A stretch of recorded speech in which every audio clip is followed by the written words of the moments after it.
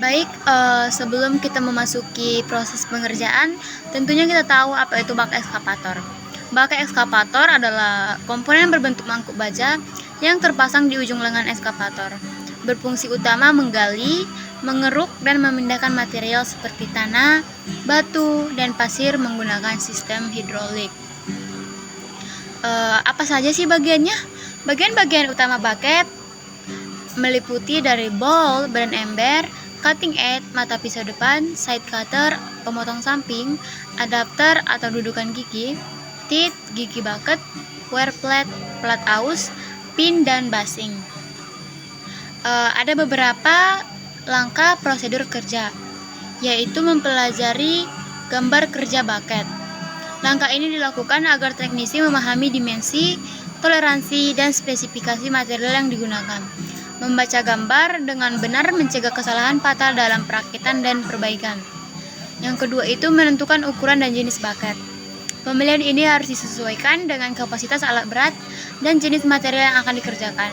Misalnya, general purpose bucket untuk tanah biasa atau rock bucket untuk medan berbatu.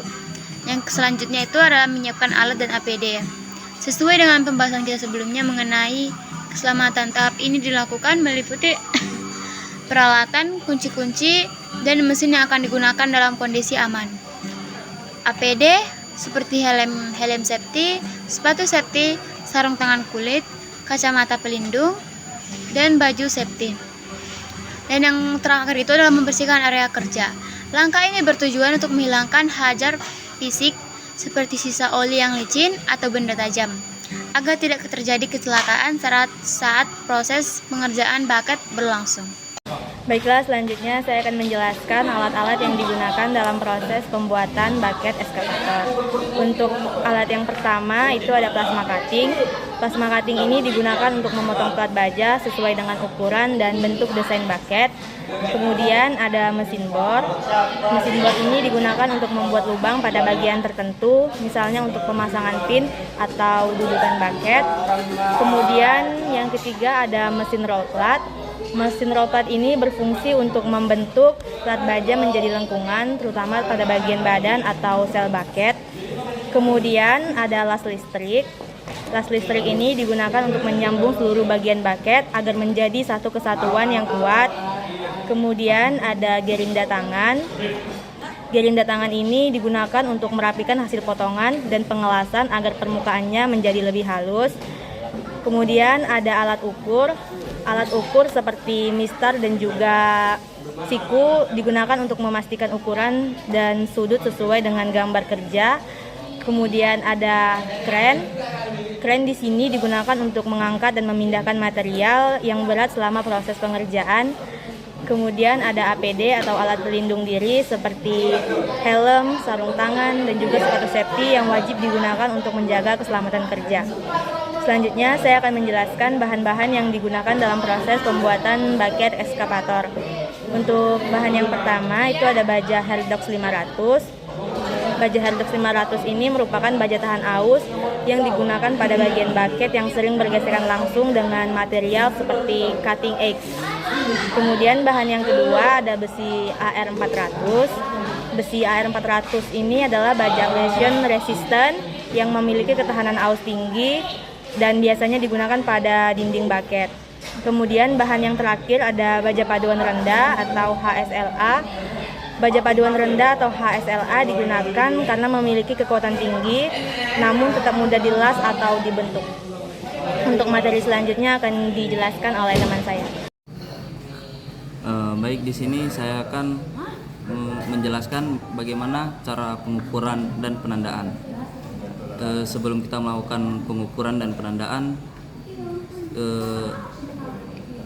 kita akan mempelajari bagaimana gambar teknik tersebut tadi. Yang pertama kita akan mengukur plat baja sesuai gambar teknik. Jadi cara pengukurannya itu sesuaikan ukuran yang sesuai pada gambar teknik, dan selanjutnya untuk masing-masing bagian yang diukur dengan menarik garis lurus untuk menentukan lebar dan tinggi dari masing-masing bagian.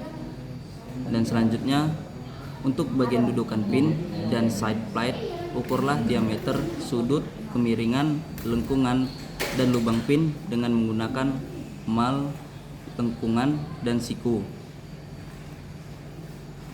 Dan selanjutnya kita akan memberi tanda potongan pada body bucket, side plate, back and bottom plate, dudukan pin, dan tooth. Ini seri apa?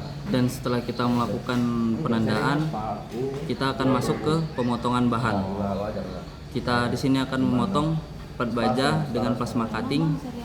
Bisa dilihat bagaimana bentuk plasma cutting di PPT sebelumnya.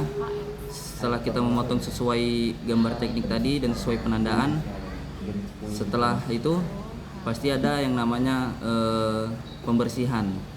Nah, oleh karena itu kita menggunakan gerinda agar yang tadi permukaan plasma itu setelah dipotong ada gerigi-geriginya. Oleh karena itu gerinda ini untuk memperhalus permukaan pada plat baja tersebut. Di sini ada tahap pembentukan atau forming. Pada tahap ini pembentukan material plat dibentuk agar mirip dengan desain dan lekukan bucket ekskavator. Proses ini sangat penting karena menentukan bentuk awal, kekuatan, dan presisi dari bucket. Pembentukan dilakukan menggunakan mesin roll atau press hidrolik tergantung ketebalan, atau press hidrolik tergantung tujuan agar plat tidak hanya berbentuk melengkung tapi juga tetap menjaga struktural material agar tidak retak dan rusak. Ya. Selanjutnya ada proses heat treatment. Heat treatment ini prosesnya memanaskan bagian tooth atau teeth bertujuan untuk meningkatkan ketahanan kaus kepada mekanis melalui pemanasan 850 sampai 900 derajat Celcius. Selanjutnya dibentuk melalui proses pencetakan dan didinginkan pada media oli atau air dan melakukan pemanasan ulang pada suhu lebih dari 450 sampai dengan 500 derajat Celcius. Saya akan melakukan pemasangan gigi, yaitu pemasangan gigi mulai dari tooth atau gigi bucket dan adaptor dan kucing edgy atau pisau aus dan plat aus. Setelah kita melakukan pemasangan, kita akan melanjutkan perakitan sementara atau fit out, yaitu menyusun seluruh komponen bucket, mengunci sementara dengan tack wheel, dan pengecekan posisi dan penyeselarasan. Setelah kita perakitan sementara, selanjutnya kita akan melakukan pengelasan penuh atau welding, yaitu dengan melakukan pengelasan penuh atau WVS dan menggunakan metode las, yaitu menggunakan metode swab atau VCO atau micmac. Dan setelah kita melakukan pengelasan mulai dari tutup bucket, gigi, pisau aus, dan melanjutkan pembersihan setelah hasil las. Ya. Baik, di sini saya akan melanjutkan proses pembuatan bucketnya. Jadi di sini kita setelah banyak melakukan proses, kita melakukan finishing. Jadi di finishing ini kita merapikan hasil las dengan gerinda tangan. Jadi bekas-bekas las itu kita rapikan. Dan setelah kita rapikan, kita melakukan pengecetan. Nah, pengecetan itu ada dua tahap. Yang pertama adalah primer anti karat sama cat akhir. Jadi kita menggunakan cat anti karat terlebih dahulu sebelum menaruh cat akhirnya nanti. Selanjutnya kita melakukan pengetesan pada bucket, yaitu kita melakukan pengetesan pada bagian bushingnya apakah berjalan dengan lancar, terus juga pada kekuatan pada bucketnya, yaitu kita dengan cara memasang dulu bucket menuju arm. Setelah kita pasang dan kita parkirkan dulu bucketnya dengan aman sehingga mudah dipasang, kita lumasin dulu pinnya dan menjajarkan lubang pin dengan bucket dengan lengan dipernya. Selanjutnya kita masukkan pin dengan pin pengunci. Lalu kita menguji pergerakan bucket tersebut, apakah bucket itu lancar atau tidak, seperti pada di gambar ini. Jadi pemasangannya ada lainnya. Dan selanjutnya kita juga melakukan pemeriksaan visual dan dimensi. Jadi kita periksa lagi pada bagian baket ini apakah ukurannya sudah pas atau belum. Dan juga kita lihat apakah ada kebocoran pada baket ataupun ada lubang.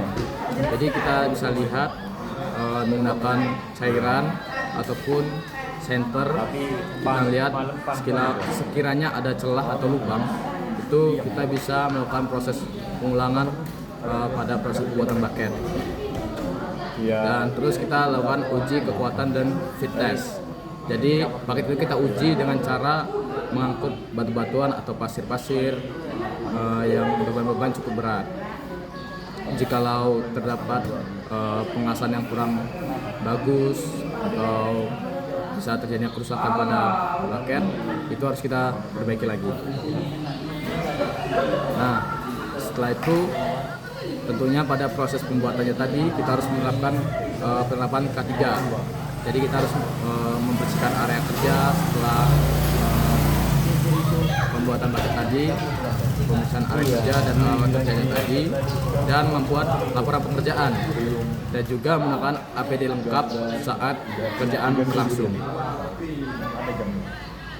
Dan terima kasih, dan inilah salah satu contoh foto-foto kami saat pembuatan diskusi dalam pembuatan baket ini. Terima kasih.